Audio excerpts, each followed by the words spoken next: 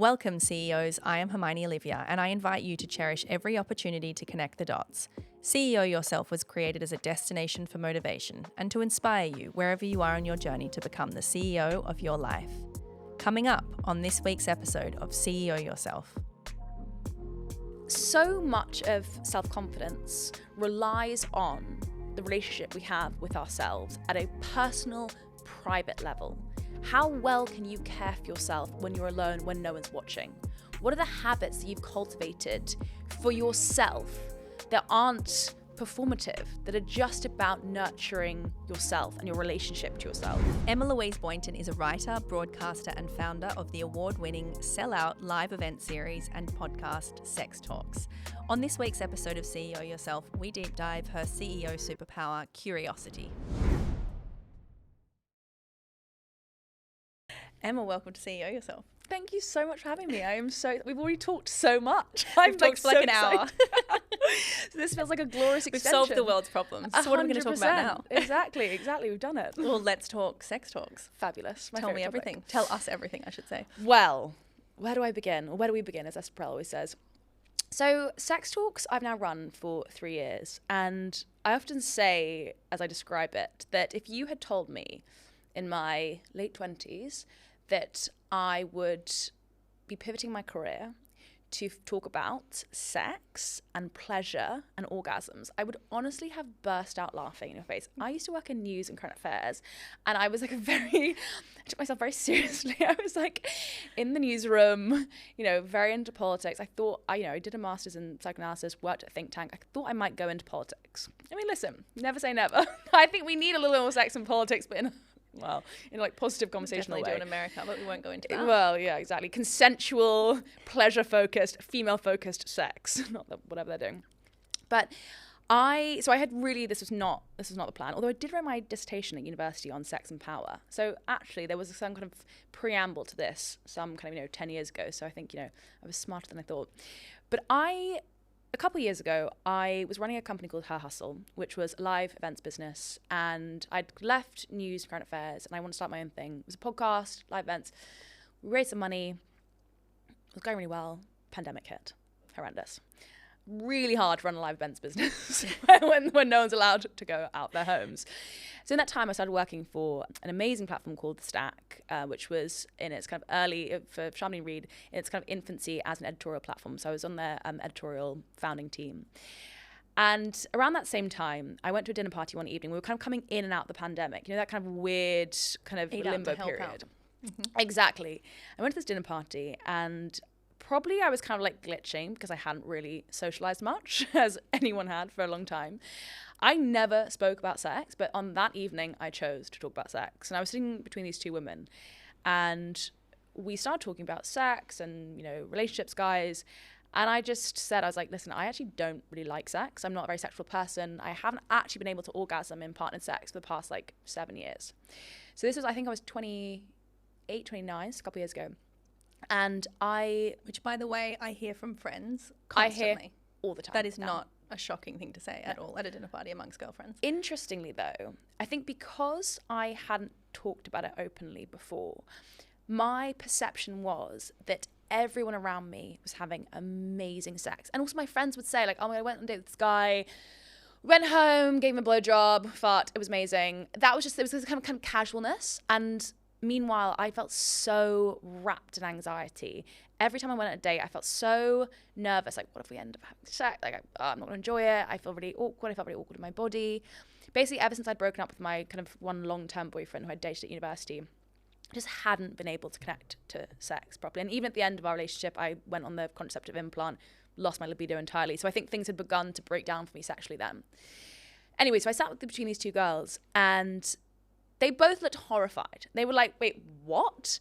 This is something you can fix. And in my head, my relationship to sex was something that was just my kind of dirty little secret that I couldn't tell anyone about. I was broken, is what I felt. And this was something that was just so personal to me. And because I didn't talk about it, and because there is this kind of weird enduring taboo around sex, which we can go on to in a bit, because I think it's a weird taboo, because we both talk about it loads publicly, but also then on a personal, more vulnerable level, I don't think we are very open about sex culturally. I really thought I was alone in what I was going through. I thought that I was the only person who had such a fucked up relationship to sex. Anyway, these two girls had been to see a sex therapist, but not together, but separately at various occasions, and they'd become evangelicals for the cause, and said to me, Emma, you've got to go and see this woman. Her name is Alex. She's based in Australia. She's wonderful. She can really help you. I went home with her number, put it to the back of my head and was like, maybe. I think the next day or the next couple of days, I spoke to Sharmadine, who runs Stack, and was like, oh, you know what? I might do sex therapy. I've never really thought about, my relationship to sex, but fuck it. What do I have to lose? And she had the bright idea of saying, why don't you write a column called Conversations with My Sex Therapist, and we'll pay for your sex therapy and, talk to us about it. I love a business incentive, and I think I probably wouldn't have done it if it wasn't for that. That wasn't intimidating? No. To suddenly write about your intimate sex therapy? Bizarrely, no. I've always been quite an open person. That's very interesting. Yeah, because I hadn't felt like... I don't for know someone what it who's was. open enough to talk about their sex therapy, it's interesting that you weren't open about talking feeling about sex. open sexually. There's something, I guess... I don't know what this says about me, but I'm really quite performative. I quite like, if there's a reason to do something, I'm quite happy to do it and talk about it. But I think because there was something so private and personal about my own private problems with sex that I found hard to grapple with. But suddenly when it was write this column, I also felt wow, what an opportunity. You're literally Carrie Bradshaw. Yeah, I was great. Except that I'm talking about how I don't orgasm and can't have sex. So I started with sex therapist, and the first thing I said to her was, I'm broken and you're probably not going to be able to fix me, so good luck. Don't know why I'm here. Quite not a great way to start. But yeah, and I think that was just reflective of the fact I just felt this had been such a long running issue in my life that I just didn't really know how to address it. And within the first session, she said to me, what you're going through, first of all, specifically with orgasm, is so common. I hear this amongst clients all the time. And I felt like that was the first amongst many things that she said that began to chip away at this shame that I had become enwrapped in when it came to my perceived brokenness around sex. Because suddenly I was made to feel oh, you're not alone in this. Actually, you're in very good company. And not that I was kind of celebrating other women going through this, but there was something incredibly comforting about recognizing for the first time that this wasn't something that I was alone in. And I always say it's interesting now, having run sex talks for a couple of years, the number of women who say to me, I'm broken, I don't work. And now in every sex book I read, whether it's Emily Nagoski's book, Kate Moyle's book, Karen Gurney, look up all these people, they're amazing sex therapists. All of them reflect on how commonplace it is for clients coming to them saying, I'm broken. And that breaks my heart because I just think it's so reflective of, I think, the fact that we don't talk openly enough about the specificities of female pleasure, about female orgasm. And I think often when there is any issue around those things, you then are left to feel you're completely alone in it. So over the course of doing the sex therapy, I had so many incredible revelations. Not least, my favorite advice was, Emma, you need to learn to seduce yourself. You need to really take your masturbation seriously. But one of the major kind of breakthroughs for me, which we began to address, I think, in the first or second session, was I grew up with an eating disorder, as so many women do and have. I think from 12, I was really anorexic. From 12 to 14, 15, I was then very bulimic. And always spoke about this eating disorder as something that was very much in the past because I'd got over the really bad, deathly element of it. But it had continued to be my coping mechanism. I'd never really dealt with the underlying mental health issues that were associated with it. And this was, during the pandemic, anyone with any sort of mental health issue really came to the fore. And I think in the therapy room, I was forced to confront the fact this was still a really big part of my life. I was still really quite bulimic. And my sex therapist said to me, and I'd done bits of therapy before, never really taken it that seriously, was a very high functioning eating disordered person. But she said to me in session number, I think 1 or 2, she said, for as long as you're at war with your body, you are going to struggle to enjoy sex and to experience sexual pleasure. And it was the first time I had seen my relationship to my body and the eating disorder through this lens of pleasure. And I think my relationship to my body had always been very punitive one. I saw it as something that I needed to shape, shrink, contort, discipline, punish. Pleasure was so antithetical to my notion of what a body was for, particularly what my body was for. But suddenly I was being forced to look at my body through you know, your body has an amazing capacity for pleasure, but you've never really in your adolescent or adult life acknowledged that and embraced that. So once she'd said that, it just shifted something in me that began to, I guess, was a kind of catalyst for me beginning to recalibrate my relationship to my body. And that was the end of my bulimia, which had been part of my life like 17 years and was just this thing that was in the background. And I would say it's like kind of the issues around sex and the bulimia, these like twin secrets that I had that you would never have known if you'd met me, or, you know, I wouldn't have spoken about. There's something kind of, I feel like we glamorize eating disorders when they're about like restriction and anorexia in a really problematic way. Like, don't get me wrong, heroin chic, unpacks stuff, all problematic. But there's something quite grotesque about bulimia because it's quite visceral. It's very, and yet it's so common. So many women and men suffer with bulimia. So I really didn't speak about it. And that was the end of it. It really, I was like, I can't, because she'd said to me, like, if you're essentially not safe in your own company, because every time you're alone, every time you're at home, every time you're not in company, you're essentially making yourself sick, eating, cooking. I've always been a busy person, but there was a big reason for that. I was like, if I'm at home alone, I will cook and be sick.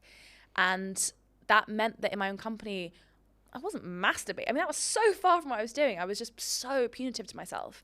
But once she kind of coached me into being a better carer for myself. And that was like the beginning of a journey. The word journey is so like cliche and cringe, isn't it? But it was the beginning of a journey of beginning to become a much better carer to myself. And part of that was then learning, like, beginning to explore my relationship to my body in a pleasure-focused way. What does seducing myself look like? What does having a bath look like? I didn't used to have baths because I hated seeing my body naked in water. Then I'd have like a bubble bath and I'd masturbate, and it was fabulous.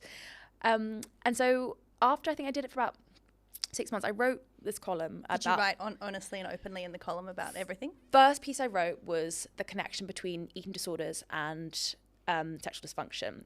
Because what my sex therapist told me about, and I've since read a lot up on this, is that there's a really high connection between eating disorders and issues around orgasm that are, I mean, it's so, once you know it, it's so obvious. But if you're disconnected from your body, if you see your body as something you want to like punish rather than pleasure, obviously it's going to affect your ability to enjoy sex, because sex is such an embodied experience. But there's loads of research. Well, I won't say loads of research. Sorry, there's not a huge amount of research on this, but there is a little bit of research. And my sex therapist happened to have done her master's exploring this specific connection between eating disorders and sexual dysfunction. So it's so specifically helpful to me. So I wrote this first piece, and then, you know, lots thereafter. And I was inundated with DMs, emails from women who said, oh my God, I grew up with an eating disorder too, and I really struggle with sex. I'd never realized there was this connection. I'd never really, put those two and two together. Thank you so much. Or like, I'm still going through this or whatever. So I think once I had that response, I was like, whoa, this is wild. Like, I thought I was so alone in this, but actually there's so many people, and with quite specific, the eating disorder being a big part of it. So I thought, God, I want more people, more women specifically, to have access to sort of insights and learnings I'd had in the sex therapy room. Because by the way, I didn't even know sex therapy was a thing. I did not know you could go to therapy for sex. That was not part of my, therapeutic lexicon. So I started Sex Talks as a one-off event to talk about the orgasm gap, because I thought, let's see if anyone wants to talk about this, because I think these conversations are really needed. Not salacious, sensationalizing conversations about sex, but sex about when sex isn't going right, or you have a problem with sex, like what's going on and how do we fix it? And I did one event, sold out, did another event, sold out. And I was like, interesting. There's something here. And so that was the beginning of Sex Talks as a series. What I'm most excited about exploring with you today is another link, which is self-confidence, self-belief, stepping into your higher self, becoming the best version of yourself, which is obviously my mission with CEO Yourself, and the link with sex.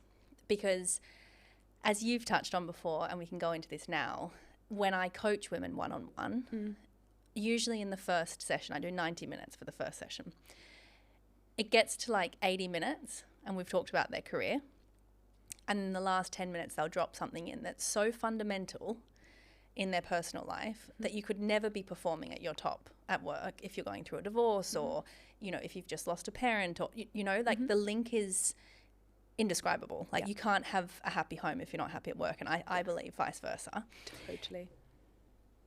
What is your mission to empower women and to actually, what I see it as is like building up your true self-confidence and self-belief and becoming the best version of yourself. And sex is an extension of all of that. Such a huge part of that. 100%. The way I see, my mission with Sex Talks is to make people feel less alone in what they're experiencing with regards to their relationship to their body, to sex, to sensuality. Because I think, as you said, our private and our public self are so interconnected.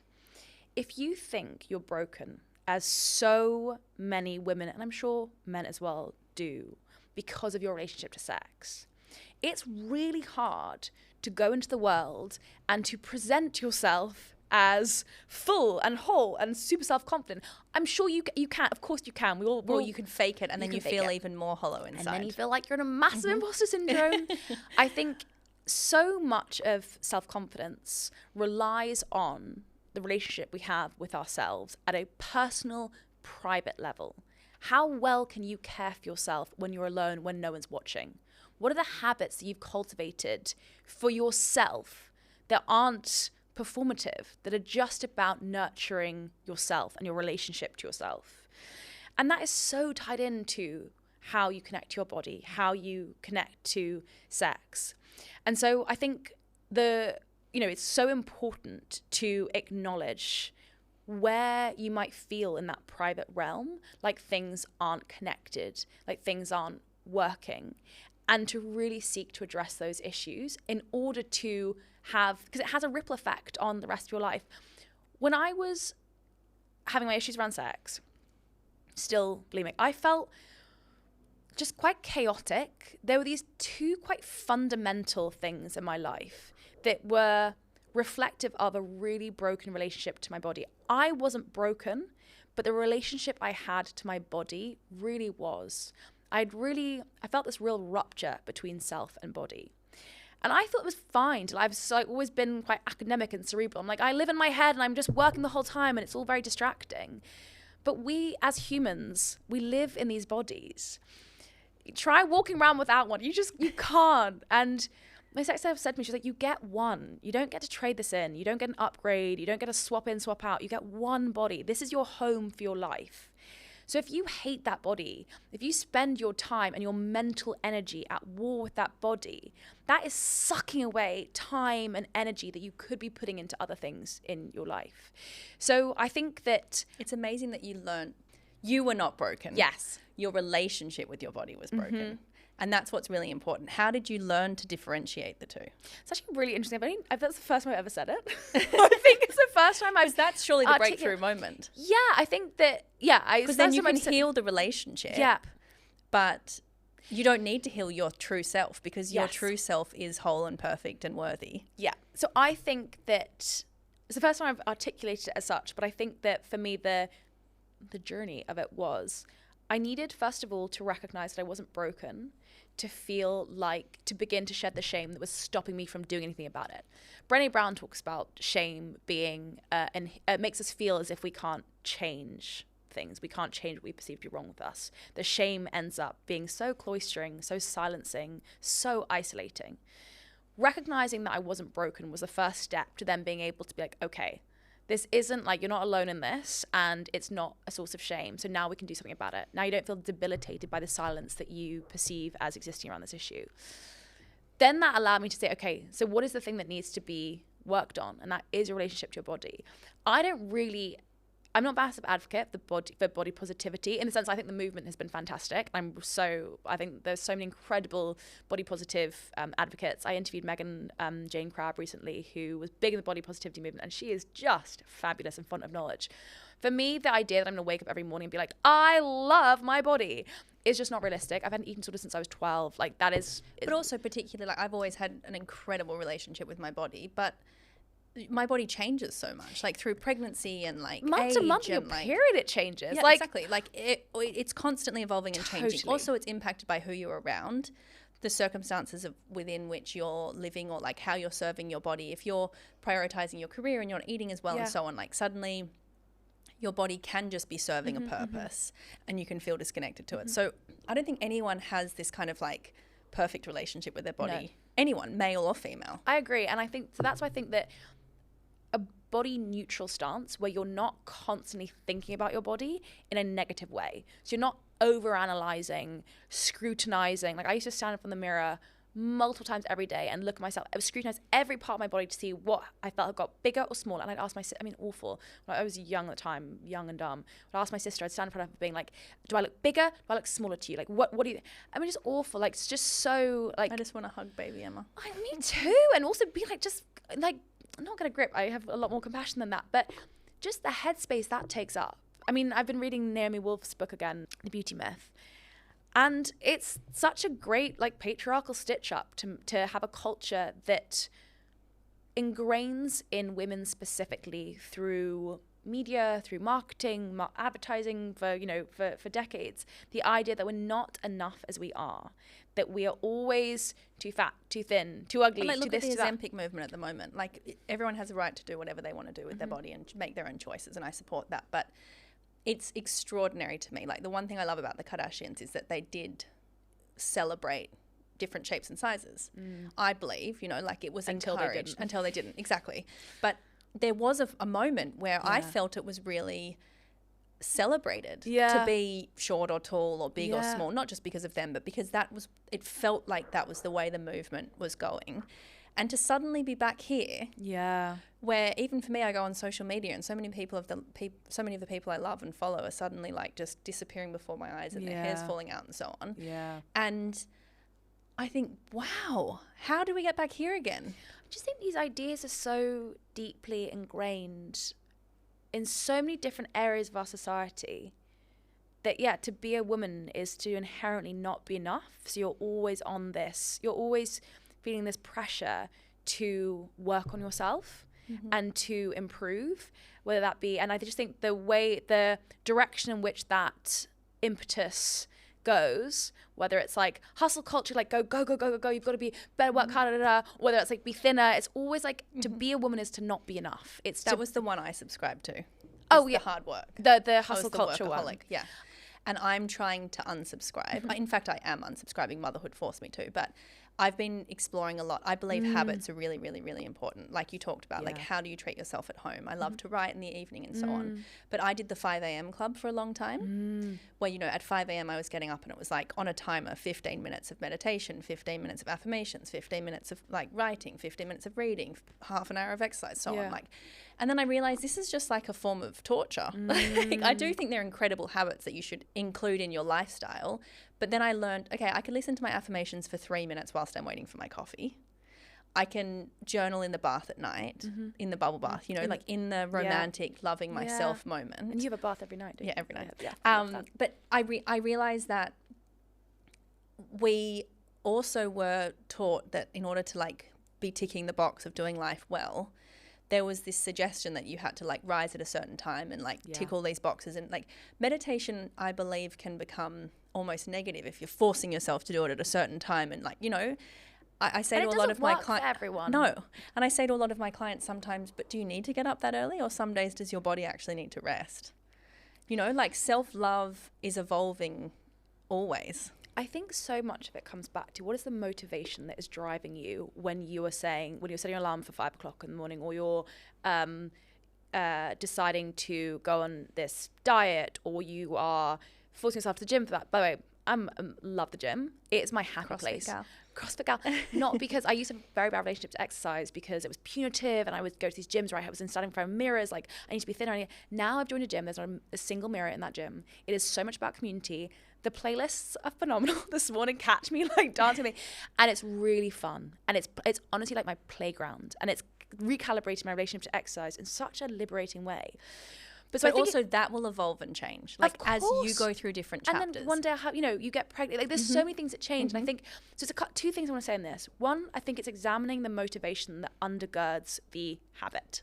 So is this a habit that you have cultivated because you think God, I love getting up early. I love being able to rise before the sun has risen. I love getting that like extra little hour where I like, whatever it may be, where I exercise, I go for a walk, because I really fucking enjoy it, and it means I start my day on a high. Or are you doing it because you think, I've got to get up at 5 because I'm not good enough, because I need to show the world that I can do more, that I can be more, that I'm not enough. And I think that's the major thing. It's like, why are you doing the thing? Why have you cultivated these habits? And I think that with that, so examining what that motivation is so important. And as you said, like, self-care, I think, has been slightly like packaged up now as like, if you buy this product, then you're like self-care. Obviously, it's not that. It's so much about what is the relationship like to yourself? What is the conversation you're having with yourself day in, day out? And by examining that conversation, you'll also then understand what those motivations are. Like, you know what, I really want to spend this, I'm going into like, at the moment I'm in hibernation mode. I'm writing a book, which we can talk about momentarily, but I'm writing a book. I'm in hibernation mode and I'm like loving it. I'm not going out very much. I get up really early. I go to bed at like 9, which is an absolute novelty for me. You need to when you're getting up at 5. Exactly. But I like, it's from a That's position another of part like, of the self-love. Exactly, of like nerdiness. And I sit with my books in the library every day and I'm so like joyful. This is not going to last forever. Absolutely not, because I you know, super sociable. But you know, there's periods, like as you said, like our lives are so you know, we go through different cycles and different moods, and I think it's just being able to, what do I need? What are the habits I need to cultivate for myself now in order to feel really good in what I'm doing, in order to feel like my day, I'm excited to get up rather than like I'm in this kind of horrible pain-driven thing. Another thing I would say is that this is a kind of real conflict to my personality. I can say all this. I also then love like David Goggins, that kind of like go, exactly. Go, like Gains. Hustle, gay, let's go. You know, the snooze button is a dream killer. And I'll go through phases where I'm like imbibing the likes of David Goggins, and I feel kind of like high on his energy. And I have to like sit with that and be like, okay, I really like that like high energy, go, because I feed off it. It gives me joy. If I'm especially, like I love the work that I do. Like it's really fun. I love exercising. But sometimes I do think with this quite Silicon Valley, American, bro-y, 5 a.m., exercise every single day, regardless of how you feel. It's all about consistency. Not being consistent is, you're breaking, is failure. It's also very, very masculine. And as women, as we've said, like even like day to day in your month, like you're going through a different phase of your cycle, and you're not being consistent with your workout regime, being totally consistent with what you eat every single day. That doesn't necessarily work for women because our bodies are going through this ever-changing cycle. So I think it's like how learning to like marry the two a bit, being like, I can have, take a few tools from the Goggins toolbox, and I can use them to get myself in a really good habit function, feel really productive and fired up, and I kind of love his let's go, so great, but also recognize that I am the CEO of my own life, as you say, to quote you at you, and I get to decide what tools I need today or from this week or for this month and what I'm going to put down, because actually they're not serving me right now. But for me, do you know what it is? It's seasons. So in 2020, I changed my life and I did it the Goggins way, where it was 5 a.m. every day, and I was so strict, and that consistency does have massive impact. Of course. And it has much faster change. Yeah.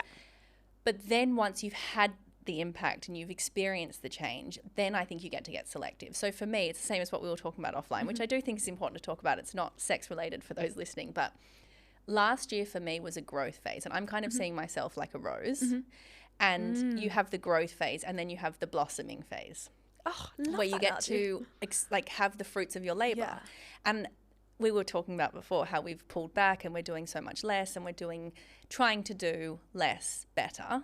Yes. And in actual fact, that's where the flow comes through. Yeah. But we wouldn't have gotten there if we hadn't had the Goggins growth phase. Totally. So I do think you have to do the work, and then you should allow yourself the grace to just appreciate the fruits of your labor. 100%. I love the way you describe that as seasonality, because one of the reasons I love living in a climate that supposedly has quite defined seasons. I mean, it does. London does have seasons. Summer is a little bit warmer than winter. But I love seasonality. I love seeing the leaves on the trees turn orange when it's autumn. Actually, I can't say I love winter. This is quite a hard period. Holding my jumper we're both kind of But I love then when spring begins to, show its face and we have blossoms on the tree. Like it's so, there's such a time of renewal, and then summer comes and it's so balmy and delicious and gorgeous. And I love that. I love this, as humans, I think living more attuned with how nature is constantly changing and evolving is a wonderful way of being. And I think to your point, we go through different seasons. So right now I'm in a hibernation, like just really focused. Like I've really got to just prioritize writing. Nothing else matters. I'm just getting so focused. And it's really joyful as a result of that, recognizing this isn't forever. This isn't my forever routine, because that feels very, cloistering and actually quite, it's almost isolating, really. Quite isolating, exactly. It would be anyway. Exactly. I mean, there's my friends. Like I do chat to like everyone anywhere I go, so I'm never really like totally isolated. But like, what was your quote that you said before? How we're both experiencing like fruitfulness in pulling back. Oh my gosh, I see it on Instagram all the time. It's I don't chase, I attract. Was it that one? Brilliant. When it's so true. Attract, don't chase. When you just allow things to come to you. That's what I hope the listener today does, is like stop doing something that isn't serving you. Like I was talking about my bookkeeper, who I had to go through this quite arduous process with at the end of last year, and she was just like, get rid of that, don't do that, just stop doing that. And it was incredible. So like for the listener, look at the things that you do. If you work for yourself, or you have a job, or a habit maybe that isn't serving you, and just stop doing some things. Same with the people who are around you and like the lifestyle that you're living.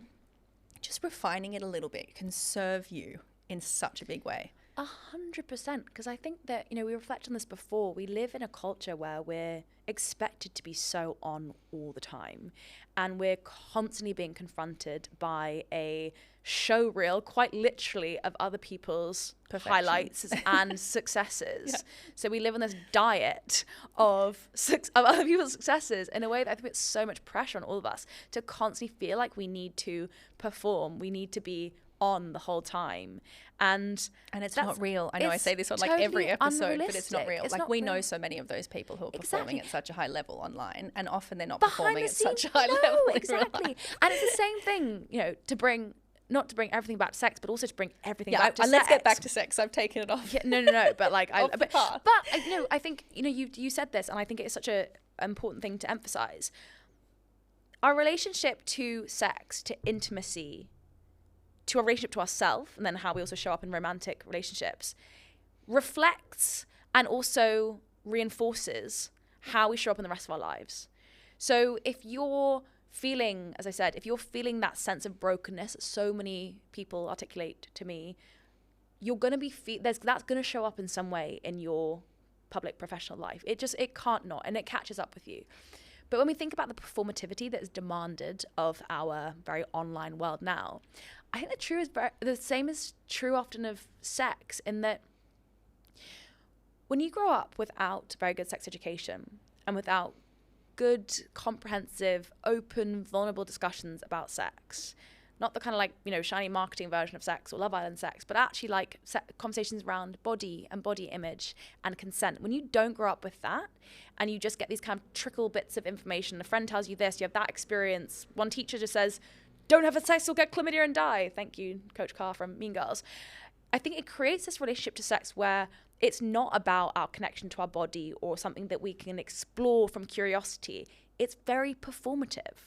And that was certainly my experience of sex growing up. It was very performative. It was like, okay, sex is this thing I've sort of seen a little bit on TV, don't really understand that much about it.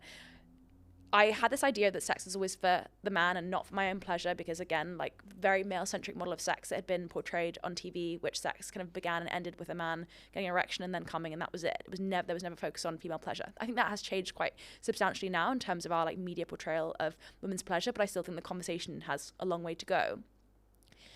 But it meant that my relationship to sex was a performative one. I felt like I was there to kind of moan and groan in the way that was like, maybe not groan, that's but in a way that was expected of me, and in order to make sure that the other person was having a great time, but never like listened to what I needed or what I wanted.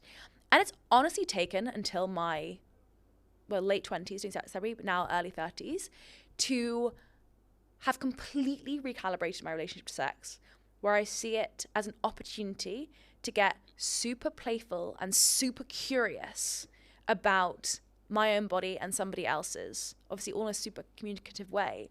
And when you begin to see sex as that, as playful, as led by curiosity, not expectation, as the opposite to a performance, it becomes so much more enjoyable. And it becomes what it should be about, which is about mutual pleasure. And so I think that was a maybe quite a loose analogy to draw, but I don't know. But I think, yeah, abandon performativity, both in our lives, professionally, and in the bedroom. Well, it perfectly tied to bring in your CEO superpower, curiosity. Yes. Why did you choose curiosity?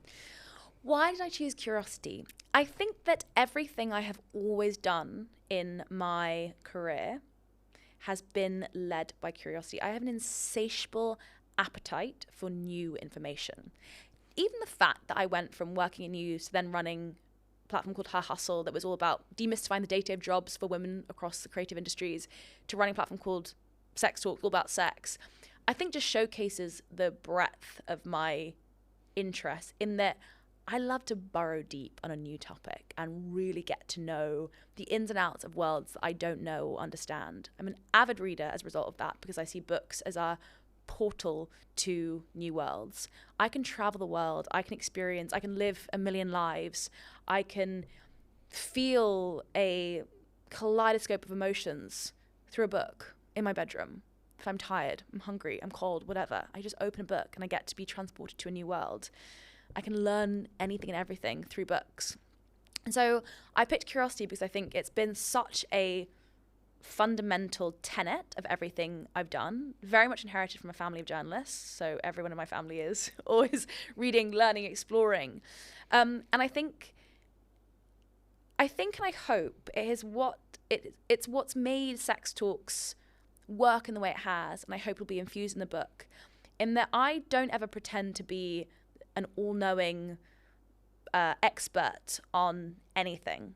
The more, it's so cliche, but the more I learn, I'm sitting in the library at the moment researching for this book. I wish you could see me. It's like stacks of books around me. The more I read, the more I'm like, oh my God, I know nothing. But that's true. We'll never know everything. So I never claim to be like this, absolute, I even slightly recall from the saying, sex expert. People want to put you in these kind of boxes. You're a sex expert, you're a relationship expert. I don't know. I feel uncomfortable with that. What I can promise you forever is that I will be infinitely curious, and I will seek to gather as much information about the topic I have at hand and then share it in a way that and my excitement and my enthusiasm, I think, is so inherent to everything I do. And it's true. I am so unbelievably excited to get to explore, new terrain, right? Now with Sex Talks, I'm just loving going so deep I'm going right back to 300 AD in my exploration of the shame that we have around sex. Because now I'm doing it the hard way. I'm doing it really hard way. I could have written a book that's how to have better sex, but no. But it's, I'm so excited about that new knowledge. How can we spark that curiosity within ourselves? Because I think social media has filled the gaps in our lives, whereby it's so rare that we have time to think. So I broke my phone before Christmas and I didn't have a phone for 3 weeks. Oh right? my God. And even when I got back to London, there were all these issues and it was taking forever. And I was, commuting around London and so on without a phone. And I was just sitting there, map. A physical map. Literally. It was an extraordinary experience. And I had the opportunity to get curious, to be like, I've never been to that restaurant. I'd love to go there. Or I really need to come back and go to that park. Or because I had my eyes open and I was looking out the window. Whereas our phones, I shouldn't just say social media, it's not just social media. No. You could be reading the news or doing something productive on there. But we tend to never have this time to even spark curiosity in our lives. How can you encourage the listener to spark curiosity in their own lives? Because of such an exciting conversation today, when we started talking about curiosity, you really light up, because it is exciting to learn new things, and that's what fun. Sparks joy in you.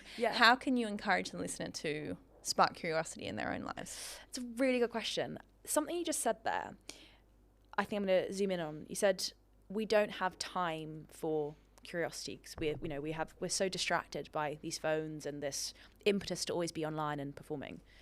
that's a choice. And I think that our very online And I shouldn't world, suggest that other people are doing what I'm doing, which I is think we're all doing. scrolling We are too all often. doom scrolling. And anyone who says they're And look, not, my is phone's lying. right here next to me. Why Honestly, do I need that? The memes that I send, me and my best friend talk through memes, like as we all do. It's terrible. But I think that this demand to always be on and to be performing online does create, it's disempowering, because I think it oftentimes makes us feel like we don't have a choice in the matter, and that we always need to respond immediately.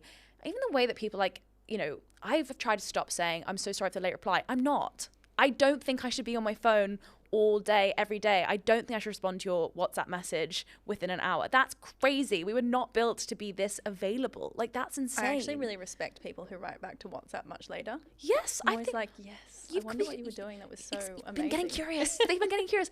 And so I think it's recognizing that how we spend our time and where we choose to direct our energy is a choice.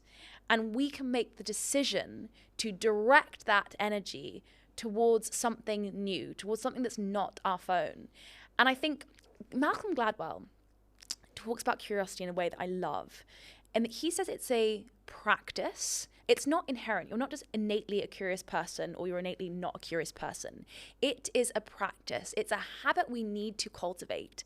And so when you get curious, when you decide, I am going to nurture my curiosity, as in the same way that I want to get fit by going to the gym every day, or I want to become, read more, so I'm going to read every day. He said, do that with curiosity. See it as something that you need to nurture in yourself, and dedicate time each day to getting curious, whether that's going to a gallery, picking up a book, exploring a topic that you know nothing about, being a student again. And I think when you can go into that student mentality, actually, I think for your whole life, I think embodying that student mentality of like you're a student of life every day, every week, every month, there's an opportunity to be acquiring new knowledge and exploring new terrain. That's such an exciting way of seeing your life. It's such an exciting mode of being. And I recognize, I'm also addicted to my phone, and I hate that. I hate that I'm so addicted to it. But again, I just have to pull myself back and be like, this is a choice, and you can choose to pick up that book. So I always have a book in my bag. It's like, make the things easy. Have a book in your bag. Make, dates with friends, gallery dates. Keep on doing, meeting up with friends through going to the cinema, going to the theatre. Just bring in those sorts of cultural activities, opportunities to learn. Bake them into your schedule so that they're unavoidable. And that will help you nurture your curiosity. And then it just grows and grows. The only thing we haven't covered today is shame, which, even though we've hit time, I still want to just dive into it quickly because I think it's so important. Yeah. It was suggested to me that I shouldn't present it to you in this way, but I think it is relevant that I've been very open about having had a miscarriage and how interesting I found it that even some of the closest people to me then opened up about their own experiences. And you have bravely been open about abortion, which is, I believe, an even more taboo subject. Far more taboo, let's be honest. And I firstly commend your bravery, because I think it's a conversation that really needs to be had. But again, it is so very common, and it is necessary in a lot of situations. Totally. What do you want to say to women around shame? Because shame, look, I've got a list here. Shame around pleasure, sex, miscarriage, infertility, our bodies, abortion, periods, the list goes on and on and on for women. What is your kind of experience, perspective, advice for women around overcoming shame? Such an important topic and such an important question. Shame silences us by making us feel like what we're going through, what we feel ashamed about, we're going through alone, and that we are alone in experiencing. In so doing, it is so debilitating and it is so isolating. So I think the first thing I would always say to anyone who feels shame in any aspect of their life, of anything they're going through right now, is talk to someone. Because more often than not, when you broach that topic, when I began speaking to people about my relationship, my issues around sex, when I first started doing sex therapy, I guess I gained a little bit of confidence, and also probably just got a little bit more used to talking about sex more openly because I was practicing that muscle memory in the therapy room. I began to talk about it with friends a bit more, and the floodgates opened. Suddenly, men, women, everyone around me had a story to tell me about a difficulty they had with their relationship to sex. I didn't know any of this before because I'd never asked, and I'd also I'd never been able to be vulnerable with them and say, I'm actually finding sex really hard. I actually don't like sex. I'm actually really struggling in my relationship to intimacy. But as soon as I did, people were so open with me. And again, that helped to chip away at that feeling of shame that I'd so tied to that topic. You mentioned abortion there, and I wrote a piece recently on my Substack about getting an abortion over Christmas. And I think I said to you when I came in, I'm really conscious of talking about this in a way that I recognize that 1 in 3 women has an abortion at some point in their lives. I mean, you know, we all know multiple women who've had abortions, and everyone's experience is going to be so different. Mine really wasn't traumatic, and I feel incredibly grateful for that. So I recognize, you know, other people's might have been, and, you know, I give a ginormous hug to every woman who's gone through it. But I do think something that makes the experience worse for a lot of people is feeling like it's something they can't talk about, that they're going through alone, that they should feel some shame around. And I did feel flickers of it at the time. I felt a bit, for a moment, and I had to stop myself, but like embarrassed. I was like, well, I run a platform called Sex Talks. I was literally filming Durex adverts, like, in the past few months around, like, use a condom, stay safe, like, and I get pregnant unexpectedly, and, you know, it's obviously completely unplanned, and it was a complete accident.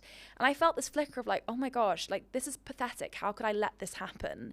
Like, I've let myself down. And I just had to stand back and be like, no, like, this is such a common experience, and this is such a common experience that women go through and that men go through too. And I felt it was really important so I'd only been seeing the guy that I'm dating for a few months at a time, and I really worried at that point. I was like, God, when I tell him, is it going to be a me issue rather than a we issue? And that really was a thing that worried me, and it never was. And props to him, he was totally incredible, and it was a we. From the very beginning, it was a we conversation. It was, what are we going to do? What do we need to go next? Like, it was all we, and that was so incredible. But I think that with that, like, I also felt incredibly supported by my female friends because I told a lot of them. And I was conscious at the time that I was very clear on my decision, and I didn't want to tell too many people before I'd had the abortion because I didn't want anyone's opinion or idea of it coming into my head, because I was like, I'm very, very clear on what I want to do. But after it happened, I really made a point of telling both male and female friends, because I didn't want it to be something that, like, it was a big thing I had to go through. There was a reason I didn't return your call. There was a reason I couldn't hang out that week. There was a reason that I wasn't at that party and I wasn't there, X, Y, and Z. I was going through something that I feel completely fine about, but also I feel fine about it enough to also realize it's not a shameful thing. And I think if we can be the person in our friendship group, in our relationships, who broaches the supposedly taboo issue or topic with friends, I think it gives other people permission to then admit that they'd had that experience, or to open up and be vulnerable with you in return. So I think we can all be the catalyst in our immediate sphere that then allows other people to begin breaking down the shame that they might have about whatever topic, you know, as you say, insert the point of shame here. So beautifully said. I couldn't have said it better myself. And I had exactly the same experience.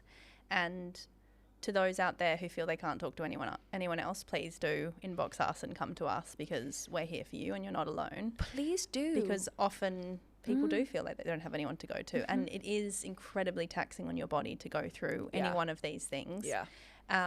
Because even aside from all the societal outward pressure that you have to overcome, even just hormonally, like physically, the changes that happen with early pregnancy, you know, you had to endure all of that, and then the shift and change. And I'm just so grateful that people like your brave self are opening up the conversation, particularly publicly, because it is really too. important. Whatever your perspective is for the listener and whatever your choices are, communication solves all. That's kind of been the running theme of this conversation, actually, hasn't it? Which, by the way, is a number one tip. When anyone asked me, was a number one tip for having better sex? Communication. Yeah, communication just talk about it. across all aspects of one's That's very life. hard to do, though. It is so difficult. Am I a good communicator when I'm dating someone? No. I was like, have you communicated what you want in this relationship? No. Will I tell everyone to do this, communicate? Yes. But for the listener as well, I think hearing from us today, like I preach on becoming the CEO of your life and having perfect habits and things like, not perfect habit, having meaningful habits in your life, but I'm not doing them every day. Absolutely I'm still not. learning. I'm still on not. the journey. Like Yeah. I have phases where I'm doing it, you know, in a really incredible way and phases where I'm not doing it at all. So be kind to yourselves. Be kind to yourself and realize that it is I keep using this word. Journey. It is a journey. But like in the same way right now I feel romantic relationships, I still find it really hard to communicate, and that is it's a fear of rejection, it's an accumulation of past experiences.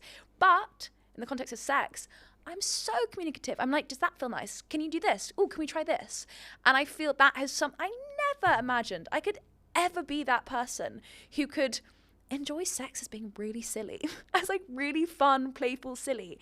But that's come through communication, purely through communication. And I think I'm like, if I could just build up this muscle memory of communicating in sex, that eventually is going to feed into my ability to communicate 100%. In the context of romantic relationships. I have no doubt. Just give me another year, 2 year more therapy, we'll get there.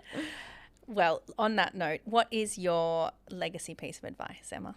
Oh, such a wonderful question to end on. My legacy piece of advice is, you are not broken. Whatever it is that you are going through in your life that's making you feel like there is some incorrigible flaw in you, I'm telling you, straight up, you are not broken and you're not alone in what you're going through. So talk about it, reach out, and know that change is always possible. Beautiful, thank you.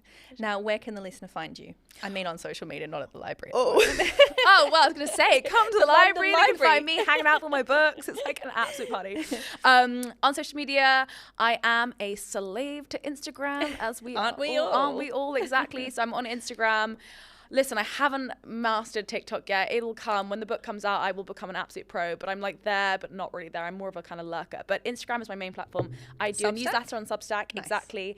I have a podcast called Sex Talks. We're on hiatus now where I write the book. But there's a bunch of incredible episodes. I've interviewed so many amazing, amazing people whose insights are just endless around sex, relationships, intimacy, abortion, marriage, everything. We've really covered a lot.